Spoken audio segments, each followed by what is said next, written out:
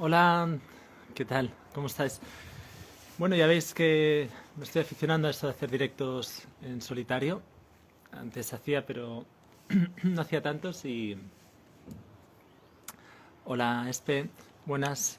Pero bien, me está gustando hacerlos y aparte que estoy recibiendo también muchos buenos feedbacks de la gente que me escribís y que comentáis durante los directos.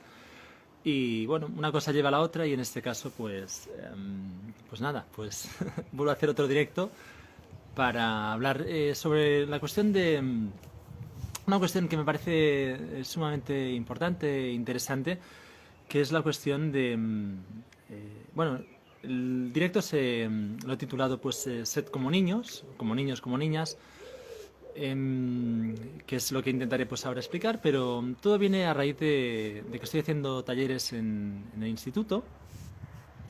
Hola, Ezequiel, buenas. Pues esto, ¿no? Estoy haciendo talleres en el instituto y entonces me venían algunas reflexiones, ¿no? Respecto a los jóvenes, ¿no? Y respecto pues pues esto, pues también a nuestra sociedad, nuestra orientación, ¿no? A nivel social, con todo lo que es también la educación, etcétera. Y bueno, y básicamente es esto sobre lo que quiero hacer ahora, una reflexión, considerando que sin duda, sin lugar a dudas, los jóvenes a los que pretendemos en nuestra cultura educar, eh, ahora daré también un poco de explicación, ¿no? Sobre lo que es la educación en sentido etimológico y en sentido clásico, griego, y la desvirtuación que ha ido también teniendo lugar, ¿no? A lo largo de los siglos hasta llegar al punto en el que estamos hoy día, que la educación no deja de ser algo externo a uno mismo en cuanto a un conocimiento o en cuanto a una adquisición de unas habilidades digamos, unas aptitudes, ¿no? Lo cual,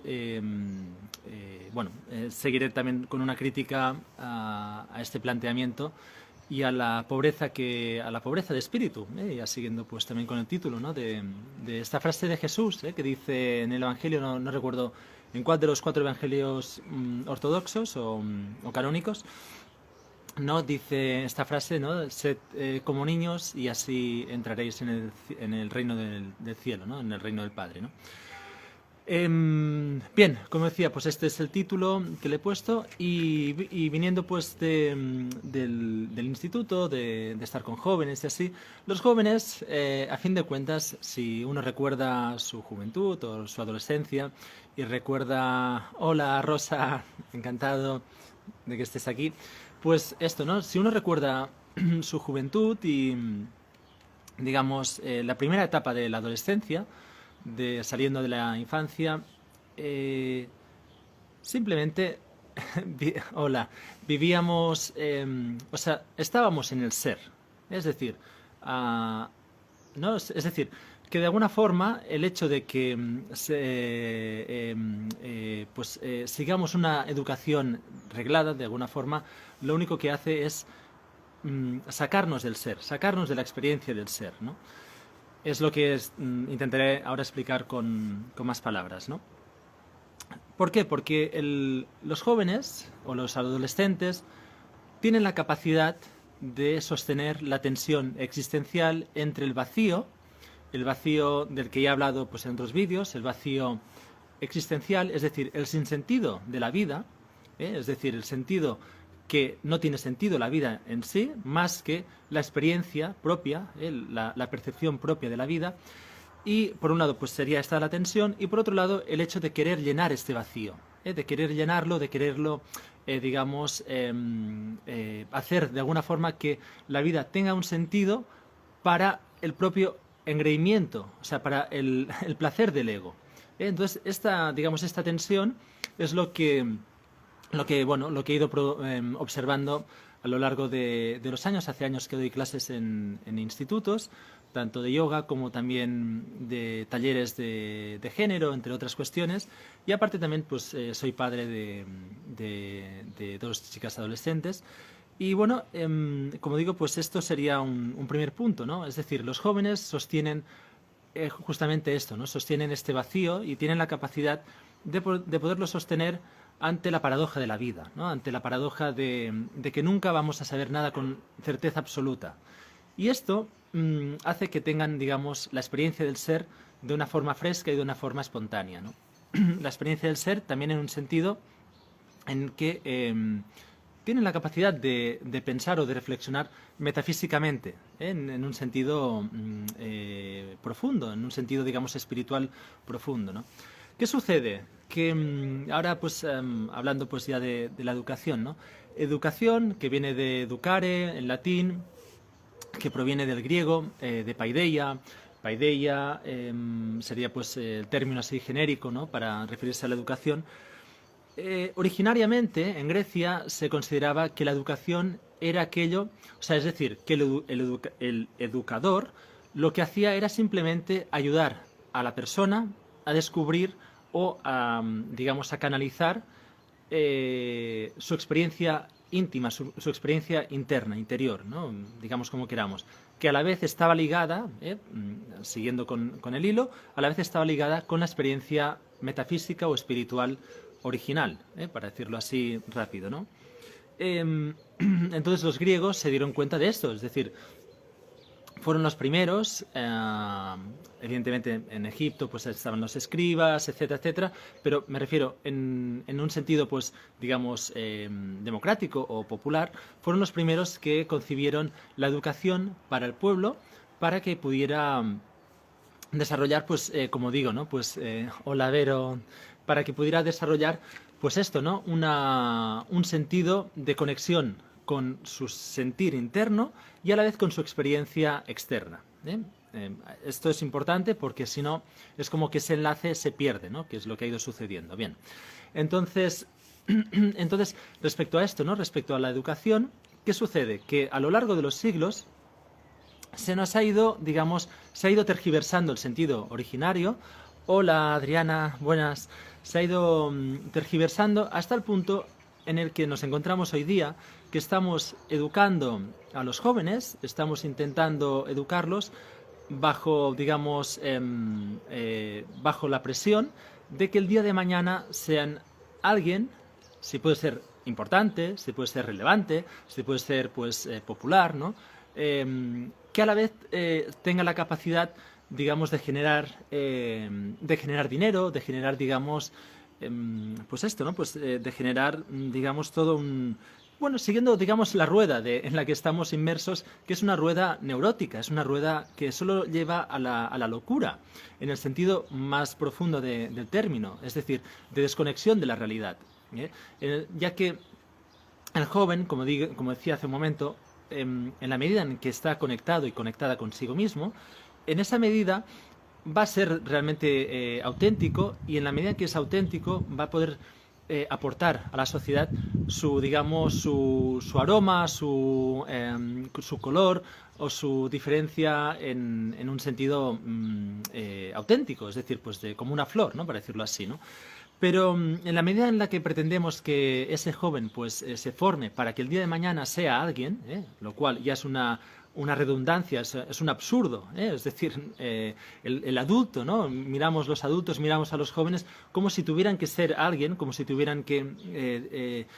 una frase, por ejemplo, de Jesús, que también me gusta mucho, ¿no?, esta frase del Evangelio, ¿no? Dice, mirad a los pájaros del cielo y mirad los lirios, ¿no? Mirad los lirios, cómo crecen, o sea, cómo no se preocupan por el mañana, ¿no? Simplemente están ocupados viviendo el presente, viviendo el día de hoy, y dejan que su padre, él lo explica pues con parábolas, ¿no? Dejan que su padre los guíe o los alimente, ¿no? Algo así, ¿no? La referencia no la tengo ahora, pues digamos, no sé en qué evangelio de los 4 canónicos está, pero bueno, sería esta idea, ¿no? A fin de cuentas, la vida de lo que va metafísicamente, es decir, si nos tomamos en serio las enseñanzas pues de un curso de milagros, por ejemplo, las enseñanzas de Oriente, las enseñanzas de cualquier maestro y maestra pues realizados, pues nos están hablando de esto constantemente, de que la vida es un misterio en todo su esplendor, o sea, en toda, digamos, en toda su dimensión. Y lo que estamos intentando hacer los adultos, y Occidente en concreto, pretendemos, porque no lo conseguimos ni lo vamos a conseguir nunca, y este es el gran desafío,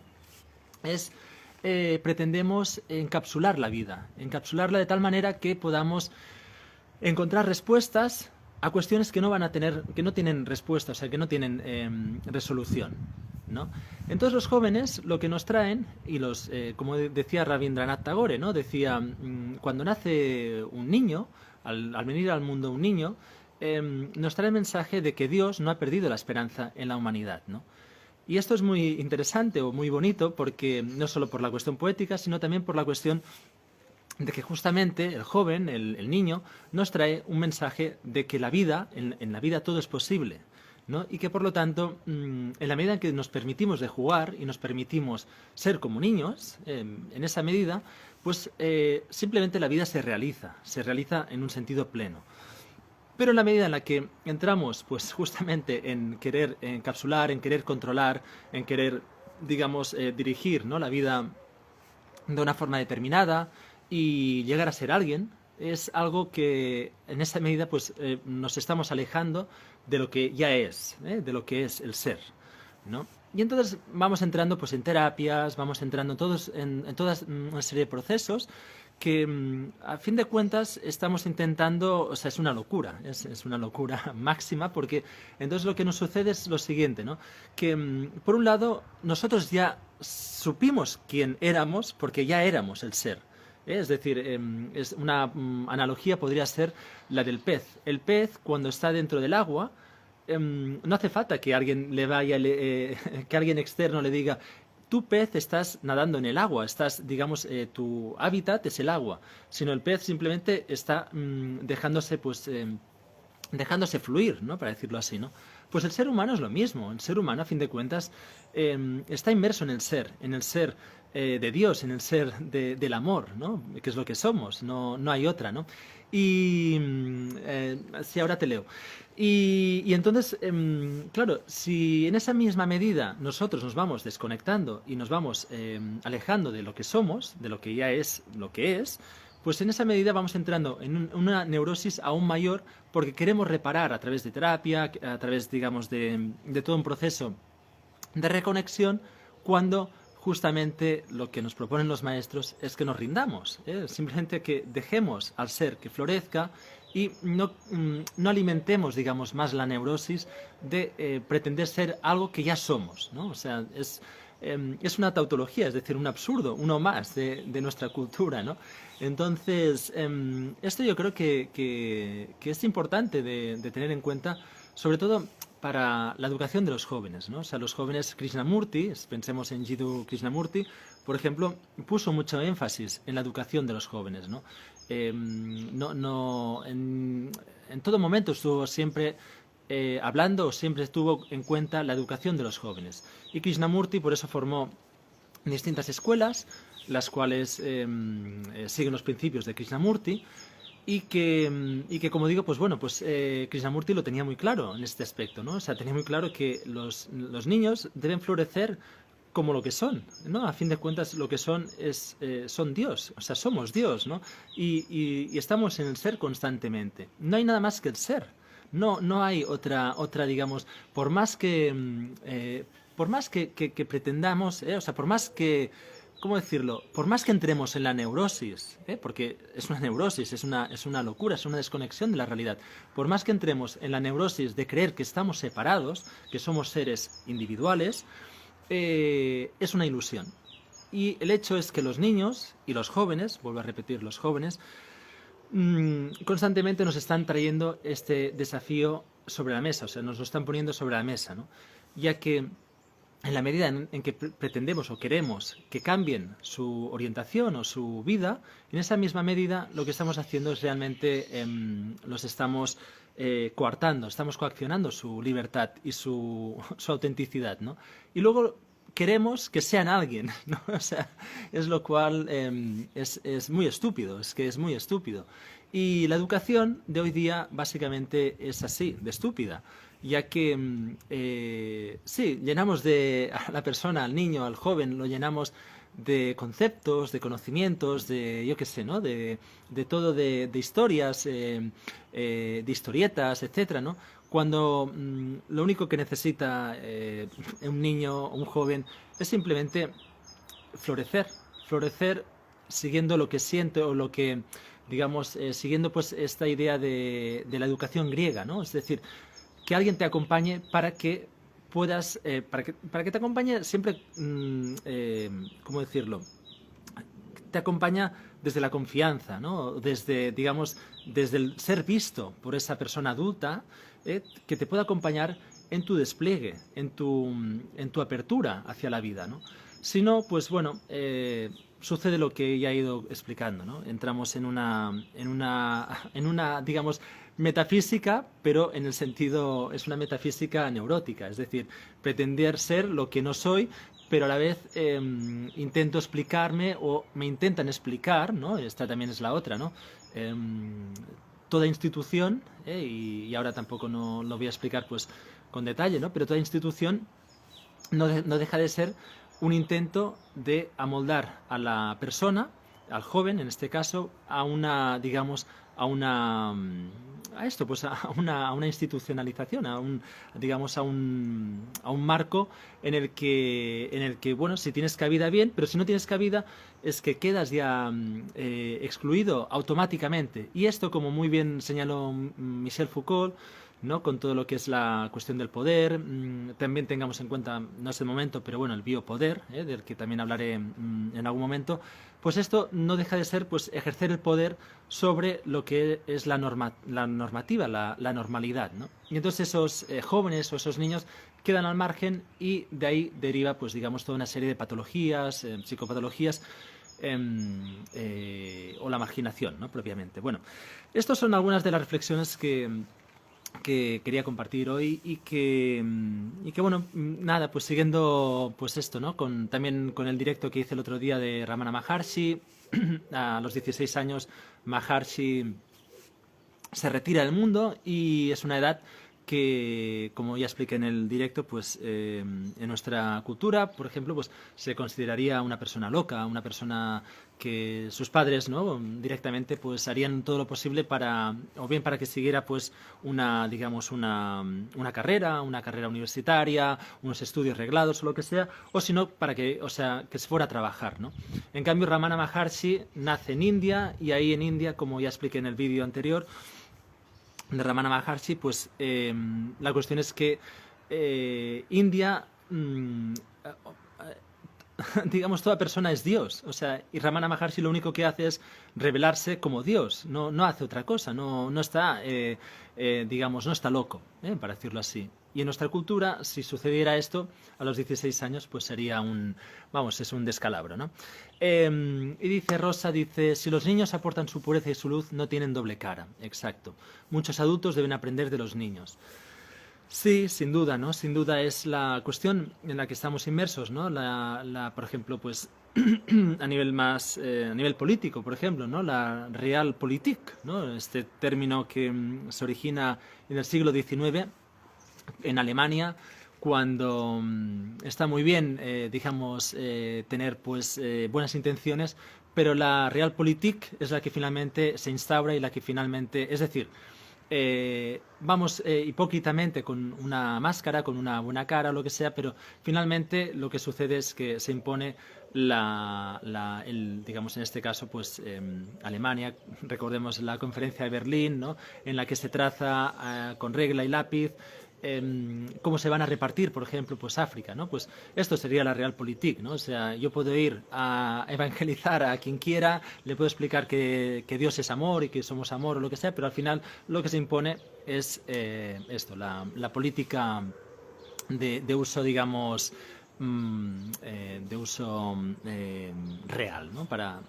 Bueno, nada, pues esto es lo que os quería comentar y compartir. Espero que haya sido de vuestro interés y hola Clara, buenas.